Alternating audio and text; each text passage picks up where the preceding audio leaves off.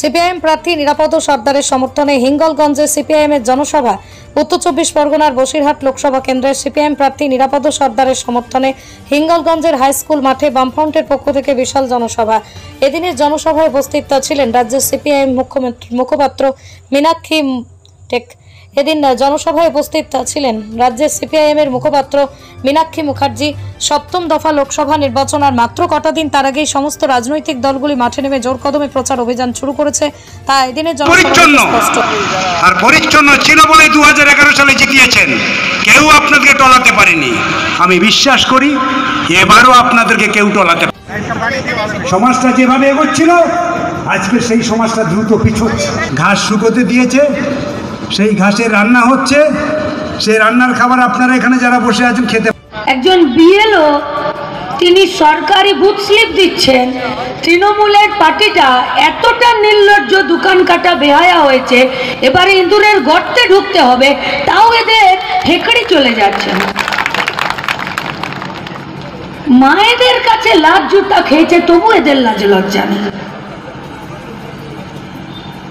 এরা ওই মহিলা ভোটকর্মী বিএলওর হাত থেকে বুথ স্লিপ কেড়েছে, বিডিওকে অ্যাপ্লিকেশন করতে হয়েছে, তারপরে পুলিশ এসছে, তারপরে সরকারি কাজ তাকে করতে দিতে হচ্ছে। তাহলে মানুষের প্রতি ভরসা না থাকলে ভোট লুট করতে হয়, আর ভোট লুট পুলিশ এবং ইলেকশন কমিশনের বিনা সহযোগিতায় হয় না। আর যাদের 7 থেকে 9,000 টাকা বেতন, যাদের একটা ইএসআই আছে, পিএফ আছে, তাদের চাকরিটাকে এদের চাকরিগুলো এক ধাক্কায় চলে যাবে। রেখাপাত্ররা বলতে পারছেন যে ঠিক আছে ওদের চাকরি চলে যাবে, স্মার্ট মিটার মোদী সরকার বসিয়ে দিচ্ছে। তাহলে লাল ঝড় পৌঁছে গেছে পাহাড় পর্যন্ত। সেই লাল ঝড়ের ঢেউ আস্তে আস্তে চুইয়ে চুইয়ে 1 তারিখে পৌঁছবে বসিরহাট লোকসভা কেন্দ্রে। আজকে যদি সঠিক সিদ্ধান্ত গ্রহণ না করেন, এ পুলিশকে তৃণমূল কুচি করে রেল লাইনে ফেলে দিয়েছে, সরকারি কর্মচারীকে। জেলে যারা আছে,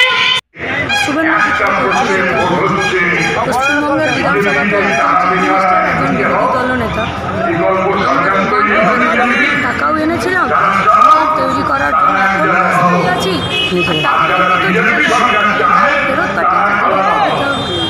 এবারে কি বিজেপি ক্ষমতায় আসবে? আপনার আমার আপনারা কটা আসন পাবেন মনে হয়? ভাই একটু হাতটা ছেলে মেয়ে চাকরি করে, এদের চাকরিগুলো এক ধাক্কায় চলে যাবে। রেখাপাত্ররা বলতে পারছেন যে ঠিক আছে ওদের চাকরি চলে যাবে, স্মার্ট মিটার মোদী সরকার বসিয়ে দিচ্ছে। তাহলে লাল ঝড় পৌঁছে গেছে পাহাড় পর্যন্ত। সেই লাল ঝড়ের ঢেউ আস্তে আস্তে চুইয়ে চুইয়ে 1 তারিখে পৌঁছবে বসিরহাট লোকসভা কেন্দ্রে। কৃষক ক্ষেত মজুর ছাত্র যুবদের ইচ্ছে পূরণ হতে চলেছে।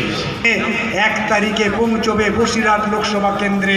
এই বসিরহাট আর যাদের 7 থেকে 9,000 টাকা বেতন, যাদের একটা ইএসআই আছে, পিএফ আছে, তাদের চাকরিটা কি হবে? আচ্ছা, আজকে যদি সঠিক সিদ্ধান্ত গ্রহণ না করেন, এ পুলিশকে তৃণমূল কুচি করে রেল লাইনে ফেলে দিয়েছে, সরকারি কর্মচারীকে। জেলে যারা আছে, অনেক অভিজ্ঞতা আপনাদের হয়েছে। সুন্দরবনের মানুষ আপনারা, আপনাদের যা ভাবনা, এই উন্নত ভাবনাটাকে অবহেলা করবেন না। সমাজটা যেভাবে এগোচ্ছিল আজকে সেই সমাজটা দ্রুত পিছোচ্ছে। ঘাস শুকোতে দিয়েছে, সেই ঘাসের রান্না হচ্ছে, সেই রান্নার খাবার আপনারা এখানে যারা বসে আছেন খেতে। মধু জল নিয়ে চলে গেল, তার বাড়ির লোককে সে খাবার দিতে পারলো না। আমরা বললাম কেন গ্যাস নেই? তো বলো গ্যাস তো পেয়েছিলাম 400 টাকায়। Moumita electronics and light house, এখানে সুলভ মূল্যে ইলেকট্রনিক্স জিনিসপত্র পাওয়া যায়। এছাড়াও যে কোনো অনুষ্ঠানের জন্য গিফট আইটেম পাওয়া যায়। প্রোপাইটার পুলক দাস, হিঙ্গলগঞ্জ, বাঁকড়া বাজার, উত্তর 24 পরগনা।